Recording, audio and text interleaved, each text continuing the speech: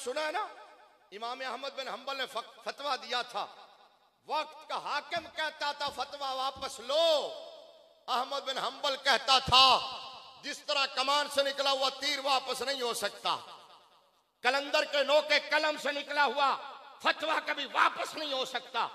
उसने कहा सोच ले, उसने कहा सोच के बोल रहा हूं। इमाम अहमद बिन हंबल को कैद किया गया। इमाम अहमद बिन हंबल की पोस्ट पे 28,000 कोड़े मारे गए। 28,000 कोड़े, नाम लेना आसान है, 5 कोड़े कोई बर्दाश्त नहीं कर सकता। 28,000 कोड़े। और इमाम अहमद बिन हंबल का जिस्म कट कट के गिरता था, खून से आपके पांव तर हो जाते थे। आप एक और भी लुत्फ की बात सुन लो। इमाम अहमद बिन हंबल कहते हैं, मैं एक दफा मुझे उन्होंने छोड़ा और मैं वापस अरेस्ट करके फिर मुझे ले जा रहे थे, तो मैं जेल में जा रहा था, आगे से एक चोर आ रहा था। हाय हाय हाय हाय हाय, एक चोर आ रहा था, नाम था उसका अबुल हैसम अय्यार। अबुल हैसम अय्यार उसका नाम था। तो उसने मुझे देखा ना, तो करीब मेरे हाथों में हथकड़ी और पांव में बेड़ियां थी। तो कहते हैं उसका कद छोटा था, मेरा कद जरा ऊंचा था। मेरे करीब आके खड़ा हुआ, एड़ियां उठा के अपने मुंह को मेरे कान के करीब करके कहा, अहमद बिन हंबल एक बात कहना चाहता हूं। आपने कान लगाया। उसने कहा मैं चोर हूं, मैं प्रोफेशनल चोर हूं, मैं बाई प्रोफेशन चोर हूं, मैं आदि मुजरिम हूं, मैं चोरी करता हूं, ये मुझे पकड़ के लाते हैं, मार मार के थक जाते हैं, थक के ये तंग आके छोड़ देते हैं, मैं बाहर जाके फिर चोरी करता हूं, ये फिर पकड़ के लाते हैं, मारते हैं, छोड़ देते हैं, मैं अपने काम से बाज नहीं आता। अहमद बिन हंबल, मैं जानता हूं मैं गलत काम कर रहा हूं, जानता हूं मैं झूठा हूं, जानता हूं मैं अल्लाह रसूल की नाफरमानी कर रहा हूं, मैं झूठ के लिए इतने सितम सह सकता हूं। अहमद बिन हंबल तू तो हक पर खड़ा है। अब जुमला ये है, अहमद बिन हंबल कहते हैं मेरी पुश्त पे जब कोड़ा पड़ता था, मेरे सामने अबुल हैसम की तस्वीर आ गई। इमाम मदीना, इमाम दारुल हिजरा, इमाम मालिक का नाम आपने सुना है ना? किसने नहीं सुना? उन्होंने भी एक फतवा दिया था, तो उस वक्त के भी डिक्टेटर ने कहा फतवा वापस लो।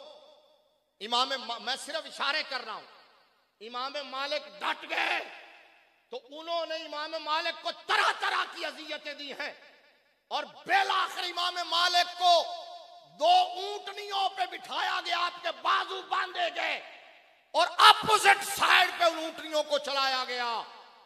वक्त के इमाम के दोनों बाजू कंधों से जुदा हो गए, लेकिन अहमद बिन हंबल ने कहा जान जा सकती है, ईमान नहीं दिया जा सकता है।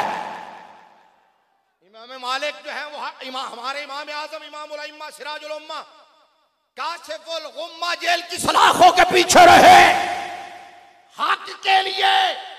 और फिर मादी करीब में देख लो यार, इधर गवालियार का किला आज भी गवाही दे रहा है इमाम रब्बानी की इस्तेकामत की, और वो काला पानी की बदबू आज भी बता रही है कि कायदे तहरीक हुर्रियत अल्लामा फजल हक खैराबादी और उनके जानशीनों ने कैसी कुर्बानियां दी थी।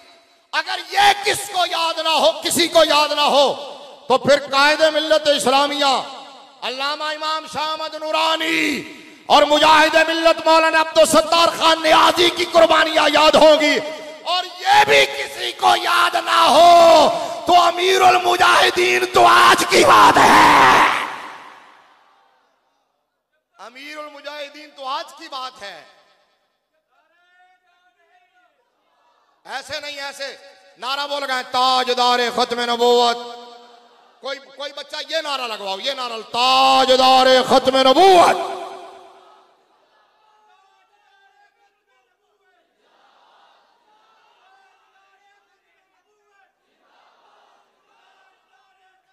यहां भी तवज्जो जी, तवज्जो, यहां भी मैंने सिर्फ ब्रीफली सैर करवाई है, वगरना एक एक शख्सियत पर घंटों गुफ्तगू हो सकती है।